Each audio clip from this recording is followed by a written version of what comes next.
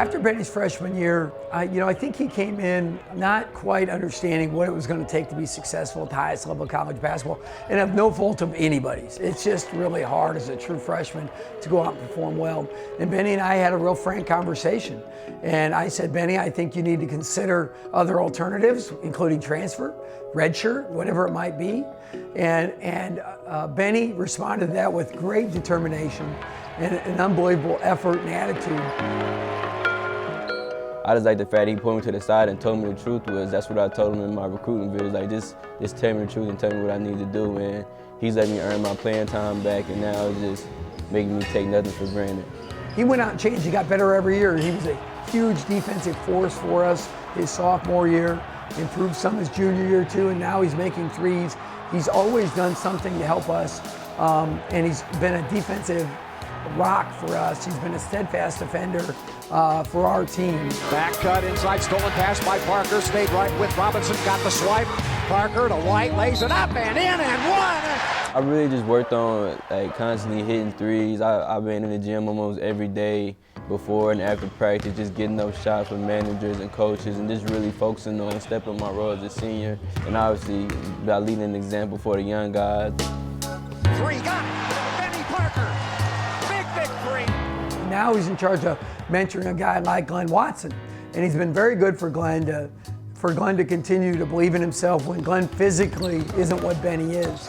And so we keep Benny out there sometimes even when he isn't making all the shots, as an example for Glenn and a cohort for Glenn too. And Benny's now that mentor too. He's almost taken it to the next year where he's passing down what he knows and what he knows, the effort and the level it takes of hard work and commitment to get you to that level. And I think he's passing that on to some of our freshmen. Ben always had a knack for scoring the ball, and he's starting to really pick up defensive-wise, and he's starting to understand the game more now.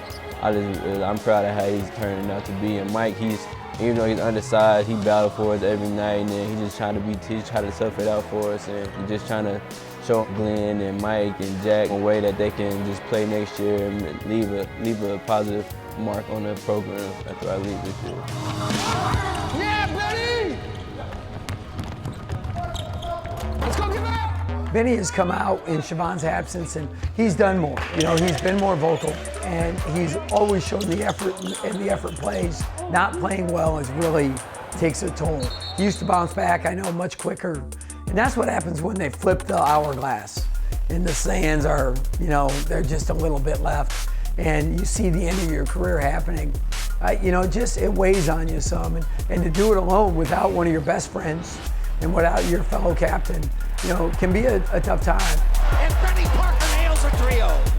I think the way that our team is handling the Siobhan situation is pretty good. Like, we're still there for them, trying to pick them up at the same time. They realize that we got to take care of our business in order to make a run just at the end of the season. Parker comes right, puts his head down, drives the ball. The runner in the lane, up and good by Benny. We're going to need Benny down the stretch. It's really important as we go through. And in the Big Ten, they just keep coming at you, man. We're going to need him at his best down the stretch.